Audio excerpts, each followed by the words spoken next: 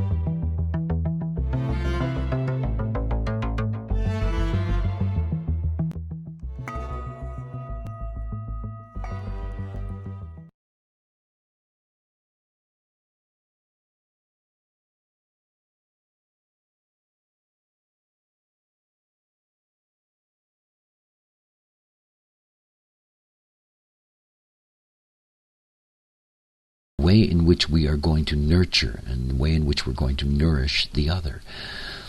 The 27th gate, nourishment. Nourishment is in the sacral center, pointed towards the splenic system. Its harmonic gate is the 50th gate, the cauldron, and together they form the channel of preservation, a design of custodianship. The 27th gate is a genetic role gate. That is, it is our genetic role gate in terms of the way in which we are going to nurture and the way in which we're going to nourish the other. The 27th gate is a part of the deepest aspect of the tribe. That is, on one side of the tribe we have the 59-6, and through this channel of intimacy, this is where our fertility goes towards the reproductive process. From the 27 to the 50, this is where our reproductive or our fertile energy goes to the nourishment of our young so that they can have the capacity and the protection, the preservation, the custodianship that comes with being a parent, of bringing children into the world, to look after them long enough, minimum in terms of our biology of 7 years, and give them the rudimentaries of education so that they can eventually grow up and be able to reproduce themselves. In other words, it is a primary imperative of our genes to find a way to make sure that we continue to reproduce. Nourishment is a very important theme. The other thing to keep in mind is that the 27th gate is also looking for more than nourishment in the sense of the food that it gives. The 50th gate on the other side, the cauldron, this channel is a channel of people that enjoy cooking, as an example, where food is important in their lives because it is part of the deep nourishment process. But the 50th gate is also the source of what we call human intelligence, instinct, intuition, and judgmentation. And so the 27 is looking for more than just the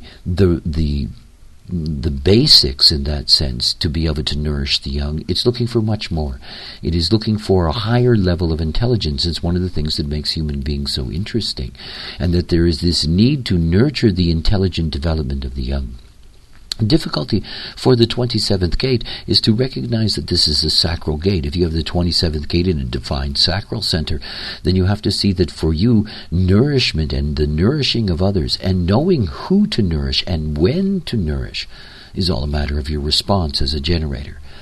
You know, it is one of the things that is so obvious about the nature of nourishment, that so much nourishment is inferior. It is not looking after what needs to be looked after, that so many children on this planet are denied basic education, basic nourishment, basic protection of the law.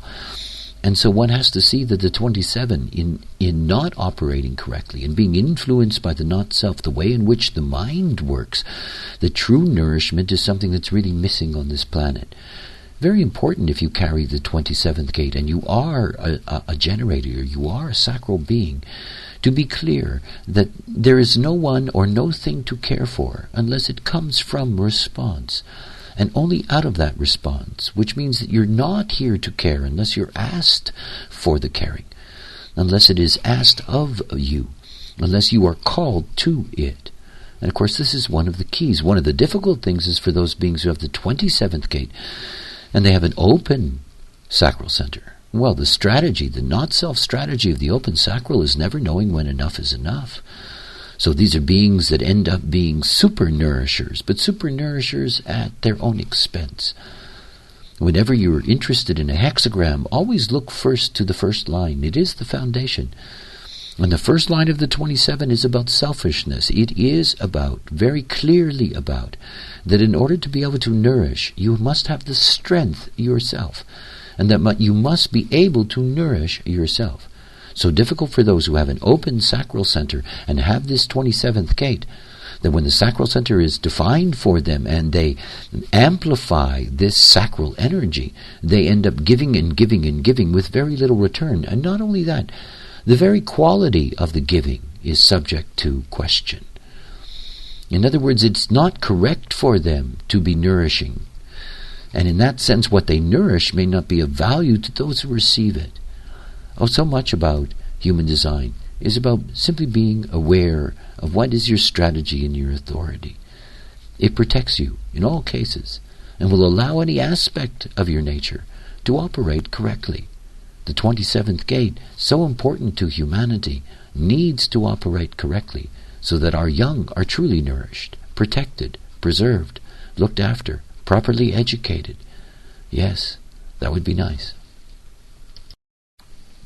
The 28th gate, the preponderance of the great.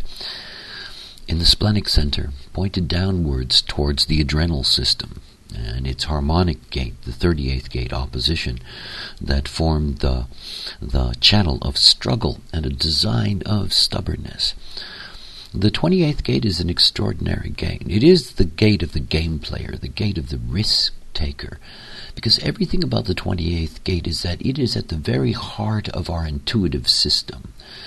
It is in many ways the actual beginning of the intuitive system. The 28th gate, being a spleen gate, is a fear gate. That is, it is the fear of death. But that fear of death is not to be understood simply as being afraid that life comes to an end. It's the fact that life can come to an end without any kind of purpose that is so frightening to the 28th gate. The 28th gate is a gate that seeks purpose in life, which is why it is willing to gamble in life in order to find its purpose, in order to find that one thing, that will give value to its process in the world. If you look at the individual process as it runs through the splenic system, what you're looking at is what we call integration. The integration channels, the channels that are the quadruplicity that form with the connections of the 20 in the throat, the 10 in the G, the 57 in the spleen, and the 34 in the sacral. Integration is about the basic individual mechanic for survival. That is the archetype of intuition empowered by the sacral, leading to the correct form to be able to survive in the now. But this is an inherently selfish process. In other words, that the integration channels, unlike the individual circuit itself, that integration is not in any way connected with the other. It is not an empowerment system as such. It is simply about personal survival. And yet personal survival is not enough. And at the moment that you have the presence of the 28th gate, integration changes its quality.